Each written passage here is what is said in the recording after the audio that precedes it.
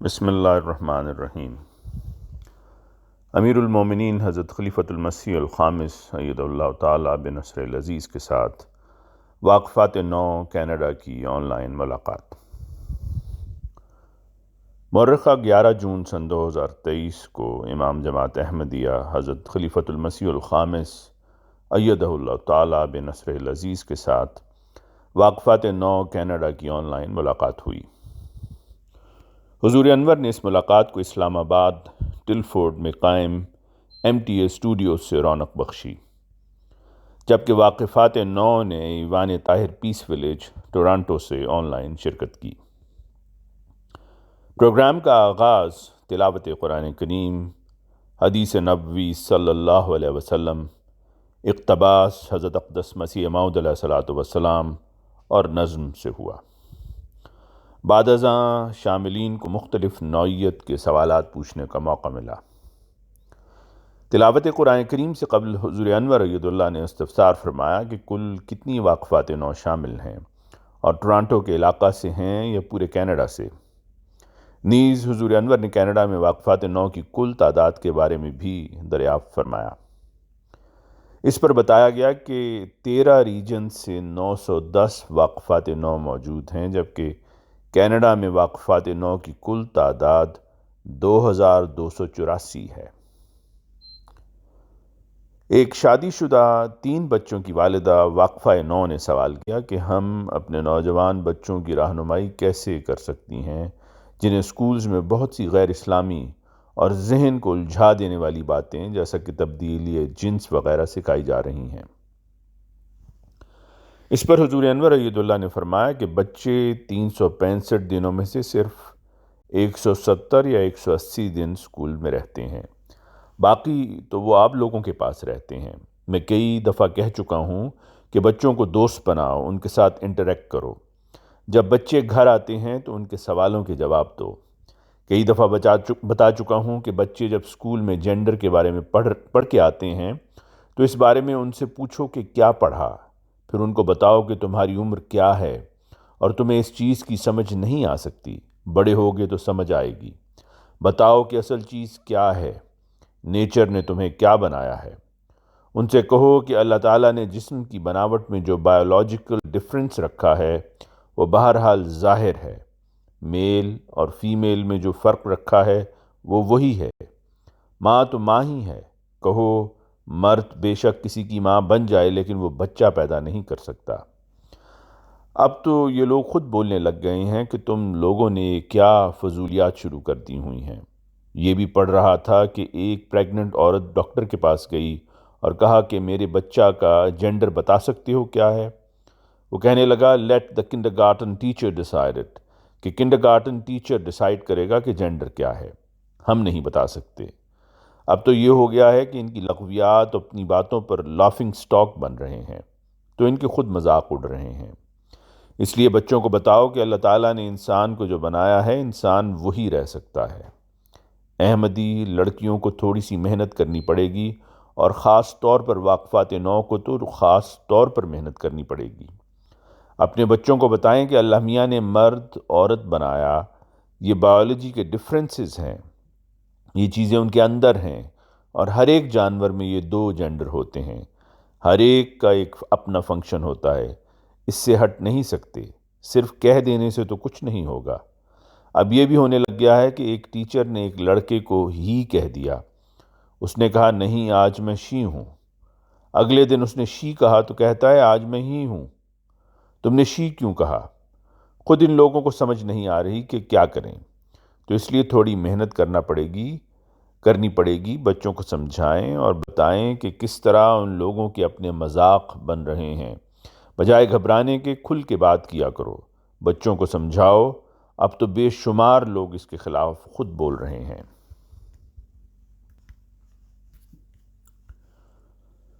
ایک سوال کیا گیا کہ سوشل میڈیا کی وجہ سے انسانی پرائیویسی نمایاں طور پر متاثر ہوئی ہے۔ سوشل میڈیا کی وجہ سے انسانی پرائیویسی پر مرتب ہونے والے اثرات کے نتائج سے نمٹنے کے لیے حل کیا ہے؟ اس پر حضور انور اید اللہ نے فرمایا کہ ماضی میں جب لوگ کسی کے بارے میں کچھ سنتے تھے تو اسے دوسروں تک پہنچا دیتے تھے۔ تاہم اس وقت افواہیں پھیلانے کی حد محدود تھی۔ یہی وجہ ہے کہ میں نے خاص طور پر لجنہ کے لیے پہلے جماعتی تقریبات کے دوران کیمرے، فون اور دیگر آلات کو بند کرنے کا مشورہ دیا تھا۔ نیز سوشل میڈیا پر ہر چیز کو غیر ضروری طور پر پوسٹ کرنے سے خبردار کیا تھا۔ اللہ تعالیٰ نے فضول گوئی، جھوٹی معلومات پھیلانے اور دوسروں کو برا بھلا کہنے سے منع کیا ہے۔ اس طرح کے منفی رویوں میں ملوث ہونے سے گریز کرنا ضروری ہے۔ پرائیویسی پر سمجھوتہ کیا جا رہا ہے اور خود انسانوں کے عمل کی وجہ سے یہ نقصان ہوا ہے۔ واقفات نو ہمارے ارد گرد رہنے والوں، بچوں، طلباء اور بہن بھائیوں کو ان عوامل کے منفی اثرات سے آگاہ کرنا بہت ضروری ہے۔ واقفات نو کو سوشل میڈیا کے مضر اثرات کے بارے میں بیداری پیدا کرنے کے لیے مقامی یا قومی اخبارات میں مضامین لکھنے چاہئیں۔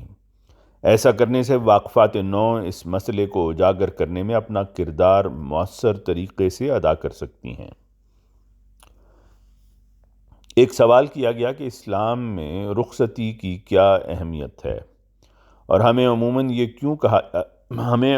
کیوں کہا جاتا ہے کہ ہم نکاح کے بعد اور رخصتی سے پہلے اپنے شوہر سے علیحدگی میں نہیں مل سکتے۔ اس پر حضور انور اید اللہ تعالیٰ بنصر العزیز نے فرمایا کہ تم بالکل ٹھیک کہہ رہی ہو کہ اسلام تو نکاح کا کہتا ہے، رخصتی تو ہماری ٹریڈیشنل شادیاں ہیں۔ ونس نکاح از پرفارمڈ تم آزاد ہو، میاں بیوی بن گئے، اسلامی پوائنٹ آف ویو سے میاں بیوی بن گئے۔ اب چاہے رخصتی کرو یا مسجد سے نکاح کے بعد خاوند یا لڑکا لڑکی کا ہاتھ پکڑے اور اپنے گھر لے جائے، ماں باپ کو کوئی حق نہیں پہنچتا کہ اس کو روکیں۔ ہاں، کیونکہ ہماری روایتیں ایسی ہیں اور ہم انڈو پاکستان میں رہنے والے بہت سارے انڈین کلچر، ہندو کلچر یا وہاں کا جو ٹریڈیشنل کلچر تھا اس سے انفلوئنس ہو گئے ہیں، اس لیے ہمارے ہاں رخصتیوں وغیرہ کا خاص اہتمام ہونے لگ گیا کہ رخصتی ہونی ہے۔ ادروائز نکاح ہی اصل چیز ہے اور بجائے شادیوں پر خرچ کرنے کے بہتر طریقہ بھی یہی ہے۔ اول تو نکاح سے پہلے ایک منگنی کا فنکشن ہوتا ہے، اس پر ہم نے انگوٹھی پہنانی ہے، اس پر ایک دھوم دھام اور دعوت ہوتی ہے، پیسے ضائع کیے جاتے ہیں۔ پھر نکاح ہوتا ہے، نکاح کا فنکشن کرتے ہوئے ایک اور پیسوں کا خرچہ۔ نکاح ہو جائے تو اس کے بعد کہتے ہیں شادی ہونی ہے۔ اب شادی ہو جائے تو چلو ٹھیک ہے، شادی سے 1-2 دن پہلے پھر مہندی کی رسمیں ہوتی ہیں۔ وہ مہندیاں جب تک نہ لگیں، دعوتیں نہ ہوں، ڈھول ڈھمکے نہ ہوں، گانے بجانے نہ ہوں، 200 آدمیوں کی دعوت نہ ہو، اس وقت تک لڑکے اور لڑکی والوں کی تسلی نہیں ہوتی کہ مزہ نہیں آیا۔ اس کے بعد شادی ہوتی ہے، شادی پر خرچ کرتے ہو تو ایک فنکشن کے لیے تم لوگ 4 فنکشن کرتے ہو، حالانکہ اسلامی طریقہ یہی ہے جو تم کہہ رہی ہو کہ نکاح ہو گیا تو رخصتی ہو جائے، اور سادہ طریقہ یہی ہے۔ اس سے جو پیسے بچتے ہیں وہ بہتر ہے کہ بجائے اتنے فنکشن کرنے کے کسی غریب کی شادی کے اوپر خرچ کر دو۔ سادگی سے رخصتی ہونی چاہیے۔ حضرت صلی اللہ علیہ وسلم کے زمانے میں سادگی سے ہی رخصتی ہوا کرتی تھی، بلکہ بعض صحابہ رضوان اللہ عنہم کی شادی ہو جاتی تھی تو آپ صلی اللہ علیہ وسلم کے علم میں بھی نہیں آتا تھا کہ اس کی شادی ہو گئی ہے۔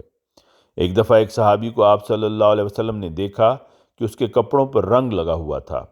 آپ نے کہا کہ لگتا ہے تمہاری شادی ہو گئی ہے۔ اس نے کہا کہ جی ہاں، کل یا پرسوں میری شادی ہوئی ہے۔ گھر میں نکاح ہوا تھا اور وہیں شادی و رخصتی ہو گئی۔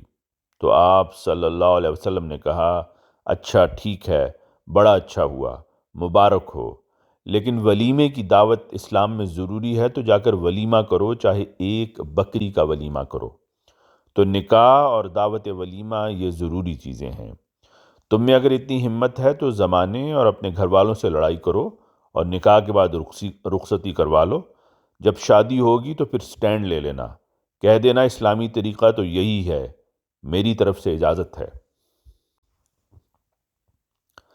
ایک سوال کیا گیا کہ کیا لجنہ کے لیے ضروری ہے کہ وہ برقع یا کوٹ کی طرز کا لباس پہنے؟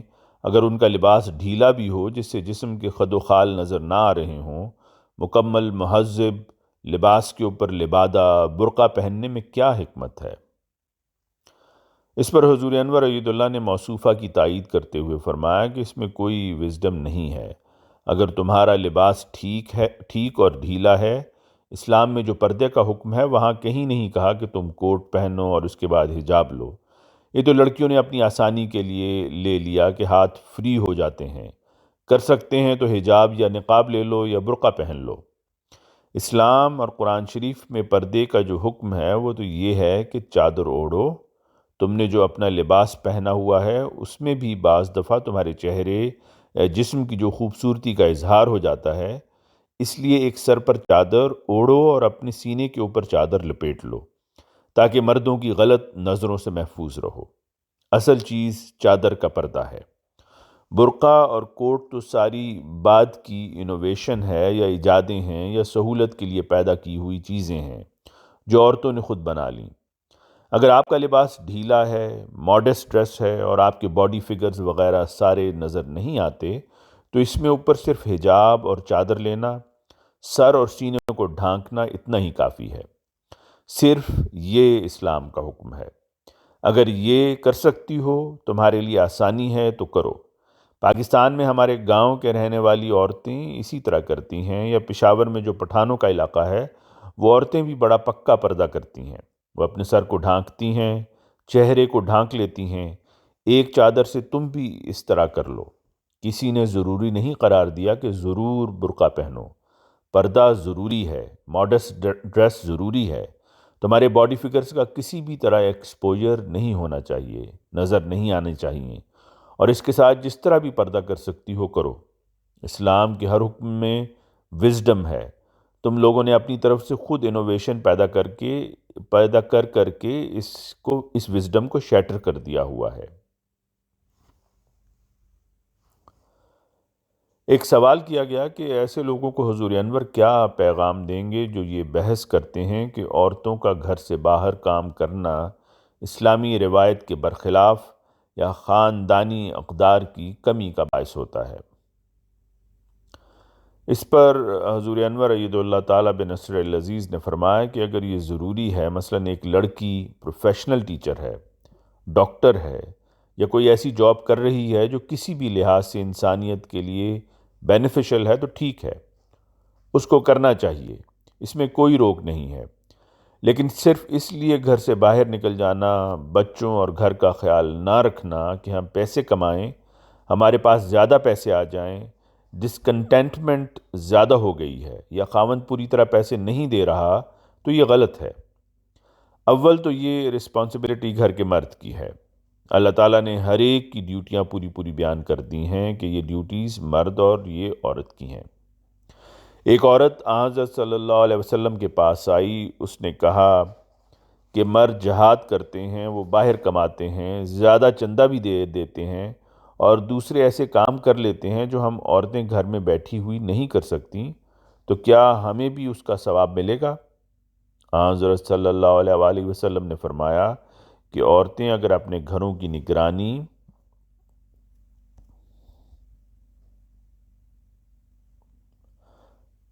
گھروں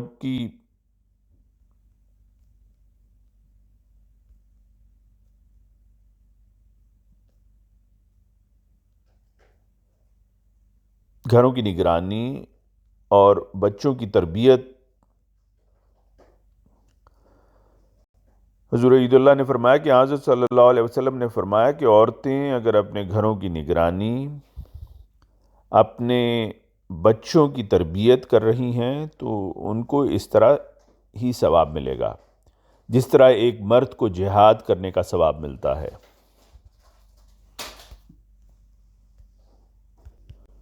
آپ عید اللہ تعالیٰ نے فرمایا کہ اس زمانے میں جہاد بڑی چیز تھی۔ اسلام کا نیا نیا اجرا ہوا تھا، دشمن اسلام کو ختم کرنے کے لیے حملہ کرتے تھے، اس لیے جہاد کی ایک خاص اہمیت تھی۔ تو حضرت صلی اللہ علیہ وسلم نے فرمایا کہ عورت کو اتنا ہی ثواب ملے گا اگر وہ صحیح کام کر رہی ہے۔ لیکن اسی طرح جب ضرورت پڑی تو مسلمان عورتیں پانی پلانے، نرسنگ اور دوسرے کام کرنے کے لیے جنگوں میں بھی چلی گئیں۔ بلکہ حضرت عمارہ رضی اللہ عنہا کے بارے میں تو آتا ہے وہ جنگ میں تلوار لے کر لڑتی بھی رہیں۔ تو جہاں ضروری ہو وہاں عورت کام کر سکتی ہے اور اس میں کوئی روک نہیں ہے، لیکن صرف لالچ کی خاطر کام کرنا اور اپنی بیسک رسپانسبلٹیز، گھر کو سنبھالنا، بچوں کی تربیت اور ٹریننگ کرنا، ان کی اپ برنگنگ میں اپنا پورا رول ادا کرنا، اگر وہ نہیں ہوگا تو پھر عورت قصوروار ہے۔ باقی ٹریڈیشن وغیرہ کوئی چیز نہیں ہے۔ ہاں، پردے میں رہ کر اگر تم باہر کام بھی کر رہی ہو، کوئی سائنٹسٹ ہے، کوئی ایسا کام ہو جو خاص ہے، تو حجاب، پردے اور پراپر ڈریس میں اگر کر رہی ہو تو اس میں کوئی حرج نہیں ہے۔ کوئی فیملی ویلیوز اس میں روک نہیں بن سکتی۔ اصل چیز یہ ہے کہ تمہاری جو بیسک ڈیوٹی ہے وہ تم ادا کر رہی ہو۔ عورت نے اپنے گھر کے سارے سسٹم کو صحیح طرح آرگنائز کیا ہوا ہے، بچوں کی تربیت کر رہی ہے۔ یہ نہیں کہ بچے اسکول سے گھر آئیں تو اماں گھر سے غائب ہو اور بچے بیچارے فریج میں سے بریڈ نکالیں اور ٹوسٹر میں رکھ کے سینک لیں اور کھا کے سو جائیں، اور رات کو 10 بجے ماں گھر آئے اور پتہ ہی نہیں کہ بچوں کا کیا حال ہے۔ اسکول سے آ رہے ہیں تو ان کو نہ پوچھا کہ آج تم نے اسکول میں کیا پڑھا، اسکول سے واپس آ کر تم نے ہوم ورک کر لیا کہ نہیں، تم تھکے ہوئے تو نہیں، تمہاری طبیعت کیسی ہے۔ تو ایسے بچے آہستہ آہستہ سائیکولوجیکلی ڈسٹرب ہو جاتے ہیں اور پھر وہ سمجھتے ہیں کہ ہمیں کوئی پوچھنے والا نہیں، اور اس کی وجہ سے پھر ماں باپ اور بچوں میں دوریاں پیدا ہوتی ہیں۔ ماں کی بیسک رسپانسبلٹی بچوں کی تربیت کرنا، اس ایسٹ کو جو تمہارا، جماعت، قوم اور ملک کا بھی ہے، سنبھال کے رکھنا اور اس کی صحیح طرح کیئر کرنا ہے۔ اس بات کا خیال رکھو تو اس کے ساتھ اگر کوئی پروفیشنل ہے، اس قسم کے پروفیشن میں جو ڈاکٹر ہے، ٹیچر ہے یا اور کوئی ایسا پروفیشن، تو اس میں کام کرنے میں کوئی حرج نہیں ہے۔ ہاں، اگر تمہاری کوئی ٹریڈیشنل فیملی ویلیوز ایسی ہیں تو وہ سیلف کریٹڈ ہیں، اس میں کوئی اسلامی بات نہیں ہے۔ ایک واقفہ نو نے اس امر کی نشاندہی کی کہ خواتین کے خلاف تعصب اور تشدد میں اضافہ ہو رہا ہے، نیز اس بات پر اظہار تشویش کیا کہ سوشل میڈیا کے بعض انفلوئنسرز اس سلسلے میں مسلمان نوجوان نسل کو منفی طور پر متاثر کر رہے ہیں۔ اس پر حضور انور ایدہ اللہ نے فرمایا کہ سوشل میڈیا کے جن بے وقوف انفلوئنسر کی وہ نشاندہی کر رہی ہیں وہ واقعی اقلیت میں ہیں۔ عصر حاضر کے سماجی مکالمے میں خواتین کے حقوق پر بہت زیادہ زور دیا جاتا ہے، اس قدر کہ کچھ لوگوں کو ایسا لگتا ہے جیسے مردوں کے حقوق کو گرہن لگا ہوا ہو۔ اس لیے زیادہ پریشان ہونے کی ضرورت نہیں ہے۔ قرآن کریم عورتوں کے حقوق پر بہت زیادہ زور دیتا ہے۔ اس میں صاف لکھا ہے کہ مرد اور عورت دونوں کو ان کے اعمال کا بدلہ دیا جائے گا۔ اسلام میں یہ کہیں نہیں کہا گیا کہ عورتیں مردوں کی ملکیت ہیں، ان کے ساتھ جو چاہیں وہ کریں۔ میں نے خواتین اور اسلام پر بے شمار لیکچرز دیے ہیں، نیز خواتین کے حقوق کے حوالے سے اسلام کی بنیادی تعلیمات اور اس سلسلے میں فراہم کردہ رہنمائی کے بارے میں شعور اجاگر کرنے کے لیے ان لیکچرز سے کوٹس لے کر ان سے استفادہ کرنا چاہیے۔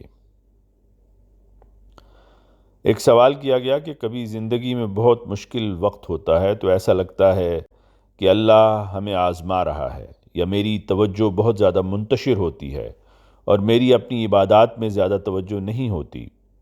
حضور انور ایسی صورتحال کے حوالے سے کیا نصیحت فرمائیں گے کہ ہم کس طرح اللہ میاں سے مضبوط تعلق رکھ سکیں اور مشکل حالات میں ثابت قدم رہیں؟ اس پر آپ نے، حضور انور ایدہ اللہ نے فرمایا کہ جب تمہیں پتہ ہے کہ سٹریسفل ٹائم آتے ہیں اور خود ہی تم نے کہا ہے کہ اللہ may be ٹیسٹنگ یو، تو جب تمہیں یہ پتہ ہے کہ اللہ ٹیسٹ کر رہا ہے، پھر اللہ تعالیٰ سے دعا کرو اور اللہ کو کہو کہ اگر یہ ٹرائل جو آ رہے ہیں میرے کسی گناہ کی سزا ہے تو مجھے معاف کر۔ نمازوں میں رو رو کے دعا کرو اور اس کے لیے پورا کنسنٹریٹ کرنا پڑے گا، اور اگر یہ ٹرائل ہے تو پھر مجھے اس سے گزار دے اور مجھے اس کی سختیوں سے بچا لے۔ اللہ پر ایمان لانے والے کے لیے تو اللہ کے علاوہ کوئی اور ذریعہ نہیں ہے۔ یہی ٹرائل ایک ایتھیسٹ، ایک پیگن یا کسی بھی مذہب کے ماننے والے پر بھی آتا ہے تو وہ کیا کرتا ہے؟ اس میں اسلام یا اللہ کا کوئی قصور تو نہیں ہے، اس کے لیے کوئی رستہ نہیں ہے، لیکن ایک مومن کے لیے راستہ ہے کہ اللہ سے دعا کرے کہ اللہ ہم یہاں جو اس ٹرائل میں سے گزر رہے ہیں اس کو ختم کر دے، ہمیں اس سے بچا لے اور کبھی ناشکری نہ ہو۔ یہ تو نہیں ہوتا کہ اللہ تعالیٰ صرف مصیبتیں ہی ڈالتا جاتا ہے، ایک ہی وقت میں کوئی اچھی باتیں بھی ہو رہی ہوتی ہیں، ایک وقت میں ایک بات تمہاری مرضی کی نہیں ہو رہی ہوتی جس پر تم ڈپریس اور فرسٹریٹ ہو جاتی ہو، تو دوسری بات اچھی ہو رہی ہوتی ہے جس پر خوش ہوتی ہو۔ اگر خوشی کے اوپر خوشی کا اظہار زیادہ کرو، اللہ کا شکر کرو، تو اللہ تعالیٰ کہتا ہے اگر شکر گزاری کرو گی تو میں تمہارے فضل اور زیادہ بڑھاؤں گا۔ اللہ تعالیٰ سے دعا کرو اور لا حول ولا قوت الا باللہ کی دعا بھی پڑھا کرو۔ 5 نمازوں کی دعاؤں میں سجدوں کے ساتھ لا حول ولا قوت الا باللہ اور استغفر اللہ ربی من کل ذنب و اتوب الیہ سادہ سی دعائیں ہیں، لیکن پہلے اس کا مطلب سمجھو کہ کوئی طاقت نہیں اللہ کے علاوہ، اور اللہ تعالیٰ میرے گناہ بخش دے، تو پھر اپنی دعاؤں سے ڈسٹریکٹ اور پریشان نہ ہو۔ اس کے علاوہ اور رستہ کیا ہے؟ کوئی اور جگہ ہمارے پاس جانے کی نہیں ہے۔ اگر اللہ تعالیٰ پر ہمارا ایمان ہے، اور ہے، ہزاروں لاکھوں لوگ اپنے دعاؤں کی قبولیت کے واقعات سناتے ہیں، تو اللہ کی ذات ہے جو ان کی سنتا ہے۔ اگر ہماری وجہ سے نہیں سنتا تو یا تو ہمارے میں قصور ہے یا اللہ تعالیٰ کی مرضی ہے کہ یہ تمہارے لیے اس طرح نہ ہو، وہ پھر کسی اور رنگ میں تمہیں فائدہ پہنچا دیتا ہے۔ ایک سوال کیا گیا کہ کام کرنے والی واقفات نو مائیں اپنی تعلیم مکمل کر کے اب حضور انور کی ہدایت کے مطابق کام کر رہی ہیں۔ ہمیں یہاں کینیڈا میں اس مشکل کا سامنا کرنا پڑتا ہے کہ زچگی کی رخصت کے لیے زیادہ سے زیادہ صرف 1 سال سے 1.5 سال تک کی رخصت ملتی ہے۔ کیا یہ کافی وقت سمجھا جائے، یا ہمیں اپنی ملازمتوں سے مستعفی ہو کر گھروں میں زیادہ رہنا چاہیے جس سے ہم اپنے وقف 9 بچوں کی صحیح طور پر تربیت کر سکیں؟ اس پر حضور انور نے فرمایا کہ یہ تو تم نے بذات خود ڈیسائیڈ کرنا ہے کہ تمہارے لیے 1 سے 1.5 سال کافی ہے یا نہیں۔ جب بچے بالکل چھوٹے ہیں، گو 1.5 سالہ بھی ٹوڈلر ہی ہوتا ہے، لیکن اگر کوئی گھر میں پالنے والا ہے، نانی مامی دادی کوئی سنبھالنے والی ہے، تو پھر ٹھیک ہے، اس کو ان کے سپرد کر کے تو کام کرو۔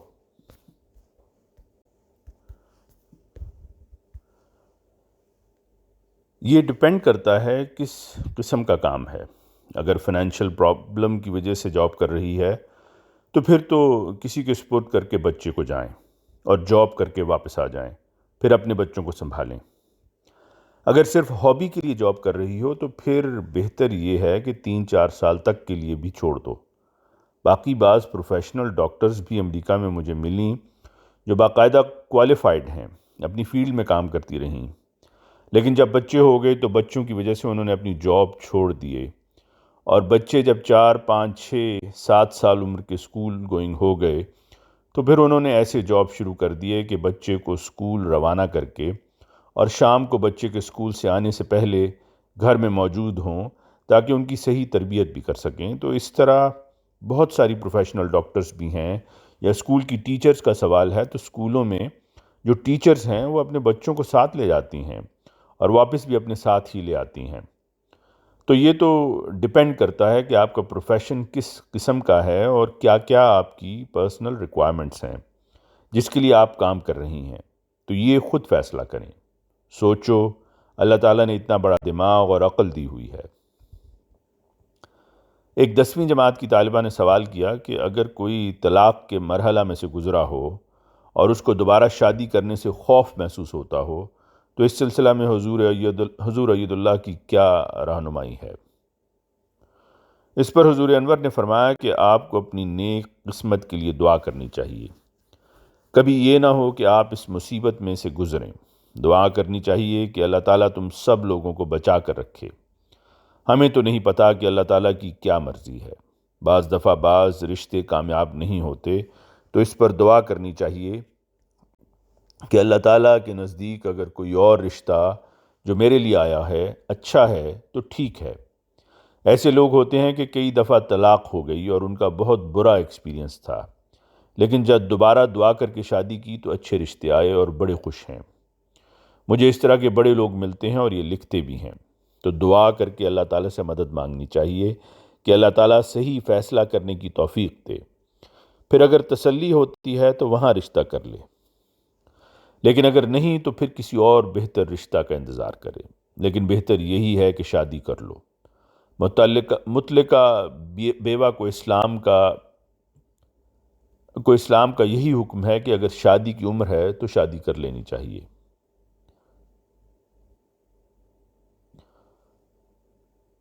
ملاقات کے آخر پر حضور انور عید اللہ تعالیٰ نے صدر صاحبہ کینیڈا کو مخاطب کرتے ہوئے ٹائم ڈیفرنس کے تناظر میں کلاس کے وقت کی بابت فرمایا کہ بڑے اور ٹائم پر آپ لوگوں کی کلاس لگ رہی ہے، ناشتہ کر کے آئی تھیں یا جا کر کرنا ہے؟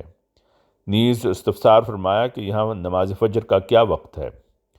اس پر صدر صاحبہ نے عرض کیا کہ واقفات 9 کو تھوڑے سے سنیکس صبح دیے تھے اور انشاءاللہ ناشتہ بھی دینا ہے، اور بتایا کہ نماز فجر کا وقت صبح 4:30 بجے ہے۔ حضور انور عید اللہ نے فرمایا کہ چلیں، اللہ فضل کرے۔ نیز واقفات 9 کو تاکیدی نصائح کرتے ہوئے فرمایا کہ واقفات 9 کو یہ یاد رکھنا چاہیے کہ اگر انہوں نے اپنا وقف کا بانڈ جاری رکھنا ہے تو پھر اپنی حالتوں کو بھی تبدیل کرنے کی کوشش کریں۔ تبدیل کرنے سے مراد یہ ہے کہ بہتر کرنے کی کوشش کریں اور نمازوں کا حق ادا کرنے کی کوشش کریں۔ اللہ تعالیٰ سے اپنی دینی اور دنیاوی ترقی کے لیے بھی دعا مانگا کریں۔ لڑکیاں اپنے نیک نصیب اور اپنی آئندہ زندگی کے لیے بھی بہت زیادہ دعا کیا کریں۔ دوسرے ہمیشہ خیال رکھیں کہ آپ نے لوگوں کے لیے ایک نمونہ بننا ہے۔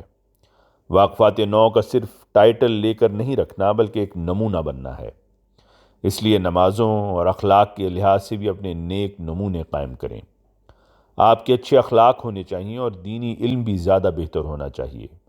دینی علم حاصل کرنے کی کوشش کریں، صرف دنیا کے علم کے پیچھے نہ پڑ جائیں۔ بہت سارے سوال جو آپ لوگ کرتے ہیں ان کے جواب تلاش کرنے کے لیے آپ خود بھی کوشش کیا کریں۔ واقفات 9 کی سیکریٹری اور ان کی ٹیمیں ایسے پروگرام بنائیں کہ آپس میں ایکسچینج آف ویوز ہوں، ڈسکشن ہو اور انٹریکٹیو بھی ہوں، تاکہ آپ لوگوں کا دینی علم بڑھے اور لڑکیاں خود بھی دینی علم بڑھانے کی کوشش کریں۔ دنیاوی علم تو آپ پڑھ ہی رہی ہیں، انشاءاللہ ان ملکوں میں آ ہی جائے گا۔ اصل چیز دینی علم اور اللہ تعالیٰ سے خاص تعلق ہے جس کو ہمیں بڑھانا چاہیے۔ اللہ تعالیٰ آپ لوگوں کو اس کی توفیق دے۔ ملاقات کے آخر پہ حضور انور عید اللہ تعالیٰ بن نصر العزیز نے فرمایا کہ اچھا، اللہ حافظ ہو، السلام علیکم ورحمۃ اللہ۔ رپورٹ مرتبہ مکرم قمر احمد ظفر صاحب، نمائندہ روزنامہ الفضل انٹرنیشنل۔ آواز مرزا عمران احسن۔